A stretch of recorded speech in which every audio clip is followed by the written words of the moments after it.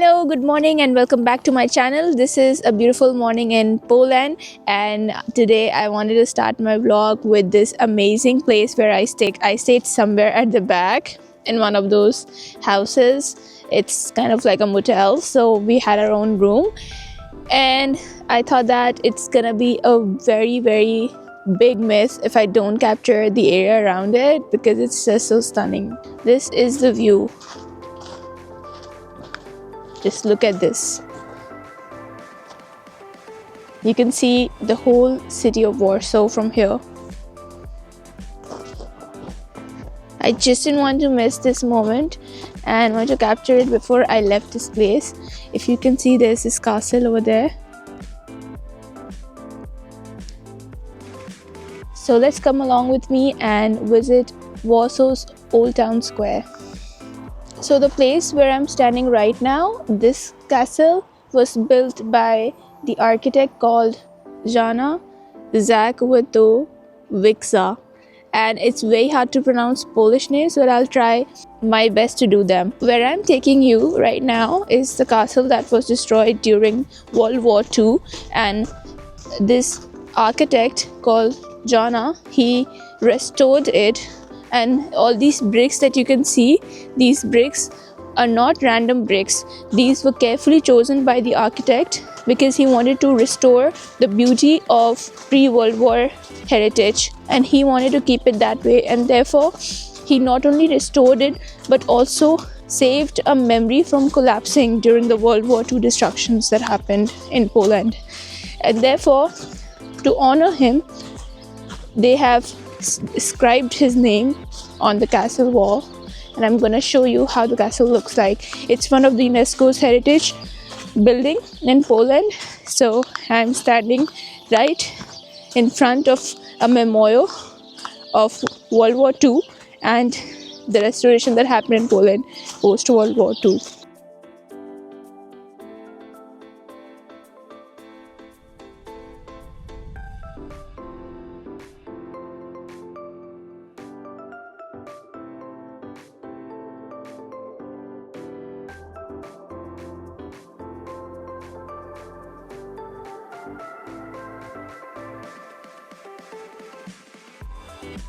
There are a lot of people, probably, and mostly tourists. They're all doing the same thing as I am, and that is exploring.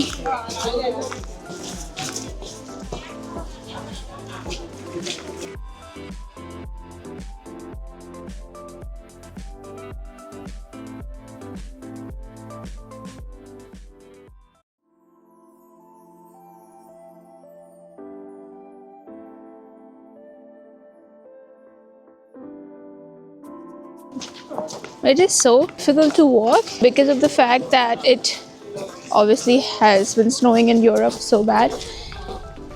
But it's also not because of the snow, but it's because of the fact that the snow has mixed with the water and formed the worst combination, and that is the slurry. And it's so hard to walk. This is how the Old Town Square looks like outside the castle.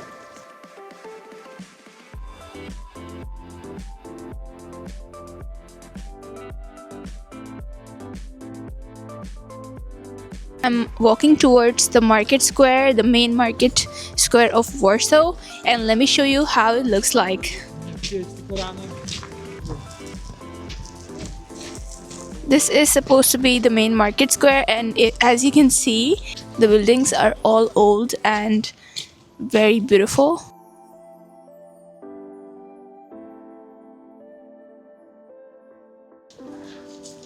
And they still have the Christmas tree up, so I'm expecting they're not over the Christmas spirit yet. And this must have been their Christmas market, which is now closed. And this beautiful tree is their Christmas tree, the one that they put up in Christmas. There are not really a lot of things here right now in the market square, so we are gonna go find ourselves anything to drink and to eat, because the only thing that I've eaten so far is an orange and I cannot survive on just an orange and roam around the city at the same time. I wanted to start my vlog from last night, but We had some experience last night. That's a story to share for another time. But it was like one heck of a night, and all I could do at the end was to hit the bed, and therefore I didn't shoot anything. I kept everything for the morning because we were leaving Warsaw by the evening. I said that these stalls are closed, but I was wrong because when I took a turn and I saw like all of these are open, and I don't know why I was thinking that they were closed. So my bad.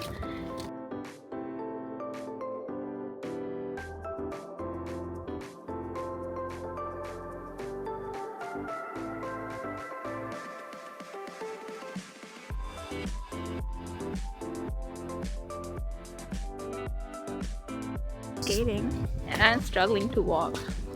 Yeah.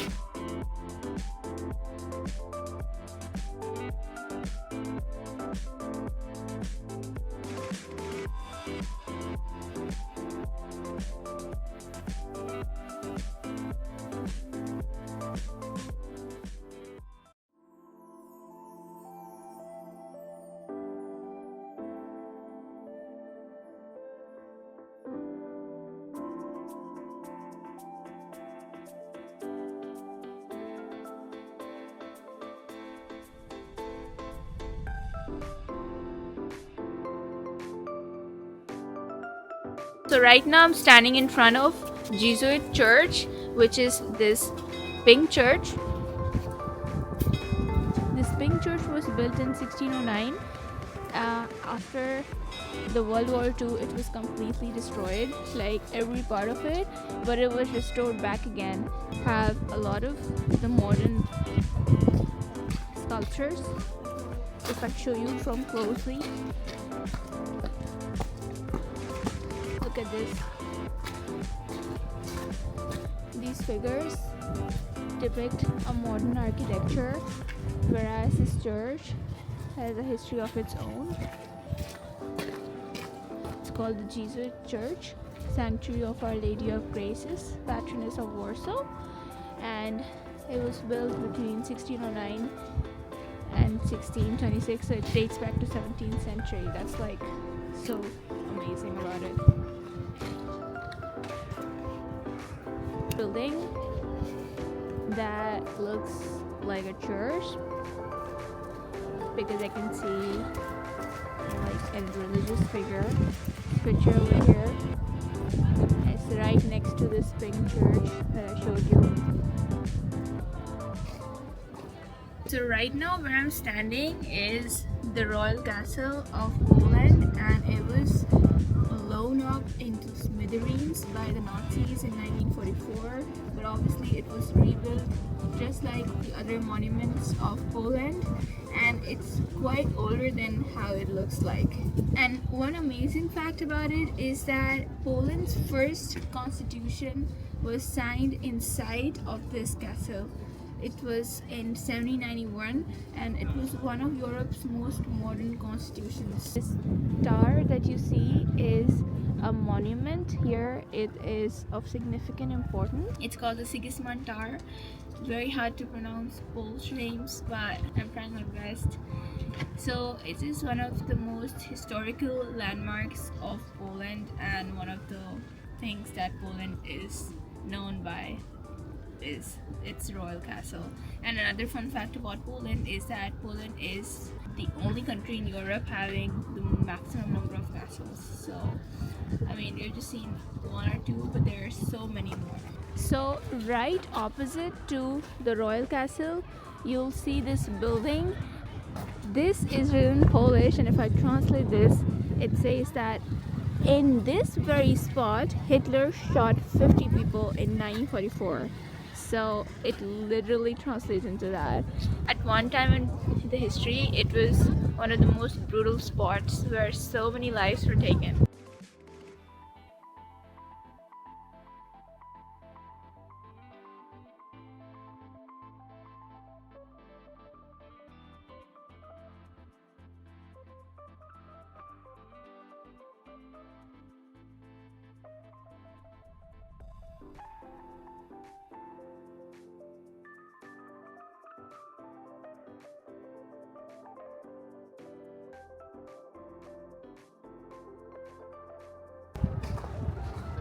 This is the main Old Town center, as you can see. Not a lot of things happening, but a lot of things have happened in the history. So yeah, how times can change and how things can just turn into memories. This is what visiting all these places teach me, that what once was a battleground can turn into one of the beautiful touristy and leisure seeking spot. It's just time. The best lesson that I've learned out of visiting Poland so far, although I have to visit Krakow, so I'm just like anticipating that I'm going to learn a lot more things and have more fun. But visiting Warsaw made me realize that it's not the places, it's the time. Time has this beautiful property of changing everything. What was once known as the battleground for Nazis is today known as a historical leisure spot for so many people around the world. So it's just that time changes and things take a different meaning.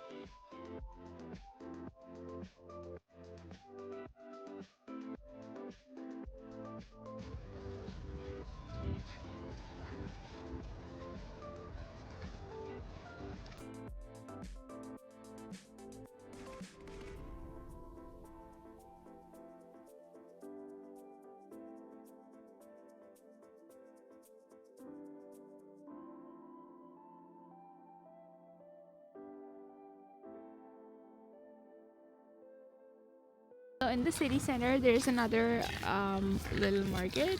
It's just right next to this church. I just want to see what's inside. So let's go.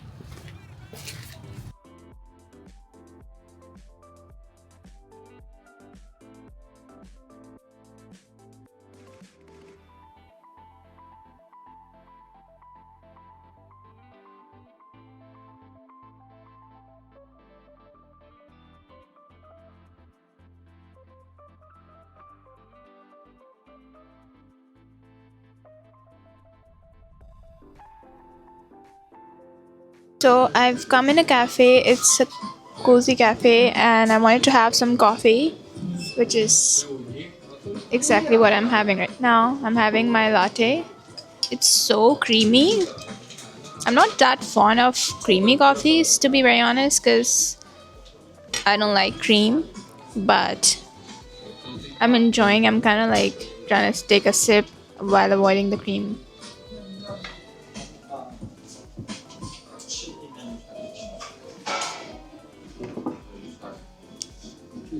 It's really nice. We were trying to find a place from so long, and my husband kept like skipping places that I wanted to go in. And then eventually I decided that I'm not gonna go any further, and I'm gonna stop him and I'm gonna grab him by his neck and I'm gonna put him in this cafe, because otherwise he keeps skipping things which are good to go, but then he just thinks that there can be something better out there, so you should just keep searching. But then if you want to have your morning coffee and you haven't had it, the searching part gets a little irritating, and that's why you just want to like go in any spot that you find as good and start having your morning coffee.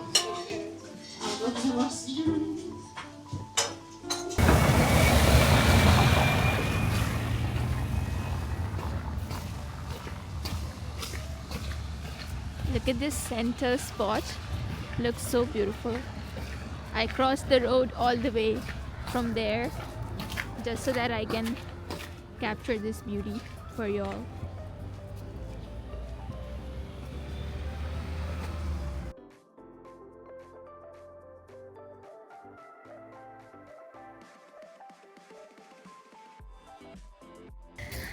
I don't know the reason why Warsaw looks so quiet, but I think that it's beating Helsinki in its quietness because I can hardly see any people. Like, there are tourists, I can spot them easily, but the fact of the matter is that it's very quiet and there's not a lot of transport or traffic here, or maybe it's because it's the old city and it's not meant for traffic.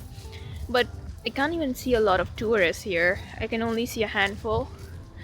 One of the reasons could be that it's a snow season and it's not really a season to go to trips. But here we are doing all the odd things in life. But I really want to see things in how they look in snow as well, because that's another beauty that you can capture. But the best months are the month of March, April, and onwards, the summer months, to visit any place, because that's when you see the real beauty of those places. But I think that I'm not gonna undermine how they look in the snow. They look as beautiful. This building is so beautiful. It looks like one of their important buildings. Everything here is written in Polish, so it's hard to just go and translate everything, but I know that this is the old center, and a lot of buildings over here have been destroyed once during the World War and have been rebuilt. How cute does this line looks.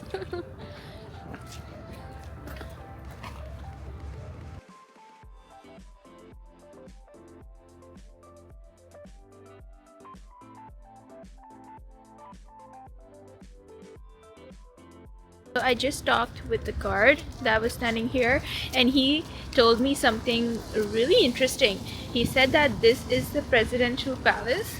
Um, it's obviously a place where all the political stuff happens, but there's a tribute that is given to a lot of people here. And the incident that happened, a plane crashed in 2010, and that plane was carrying the president of Poland and a lot of other governors. So it was like a very important plane for the country of Poland, and it crashed and everyone in that plane died, hundreds of people. So this right here is a tribute to those people, and this area is the presidential palace, where obviously the most important meetings of this country take place. This is a hotel called Hotel Bristol.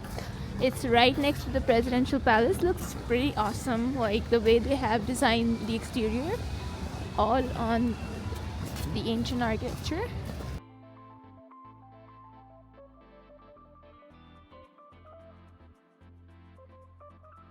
This park that is covered with snow has a very special statue, which is of this person. This monument stands right in the center of this park, and it's a bronze statue. It's approximately 12 feet long, and it's of a prominent Polish writer and publicist called Warsaw. This is how he used to walk. I can only imagine how beautiful this park must look when it's not covered with snow. Okay, so if you look closely, the balance of destruction they have given in pie forms. Like they've said that historic buildings, including churches, 90% of them were destroyed. Residential dwellings, 92.1%, and 90% industrial building. And Warsaw was beyond recognition. Like, if you look at how it was demolished and vandalized, all these historical pointers in this place. And if you see that this was the Brule Palace that was located right over here where I'm standing. During the wartime, this was the data that was captured of the destroyed buildings across the city. 70% of Warsaw was completely demolished. Only the ruins remained and nothing else. They've also given a timeline from 1814 II, 2012, what happened. This is where all the parades happen.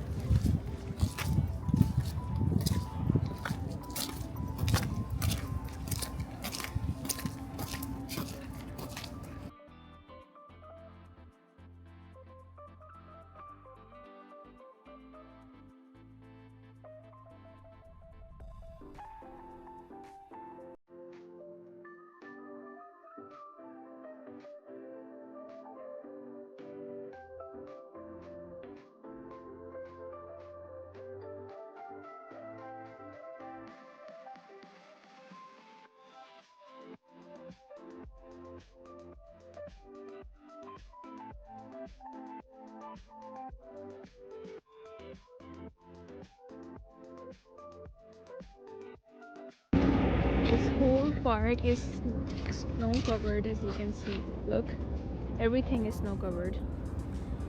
And I'm sure in summertime it must look absolutely breathtaking. Look at how many trees there are. You know, one of the reasons why I travel to countries, and I intend to do so for the rest of my life, is because I want to know the history of every land from the locals of that place. Instead of reading about things from the internet, I think the best way to absorb history and to get familiar with the facts is to step into the places where things have actually occurred and ask about them from the locals, and to see how things have been like in the past, because nothing tells a greater tale of a land than the land itself. No book and no digital media can do justice to narrating the exact stories that the locals and the country experienced, except for the locals and the country itself. Guys, whenever I decide to not use my camera, I come across a place that just makes it so irresistible to capture, because everything is so pretty that it's very hard not to use your camera all the time. But I have to keep my camera down, and now I'm gonna take you towards the bus station, and I'm gonna take the bus. It's a 4 to 5 hours bus to Krakow, and I'm very excited to see what Krakow holds in for me. And I'm gonna be in Krakow for the night, and then tomorrow we're gonna leave for Riga. So stay tuned.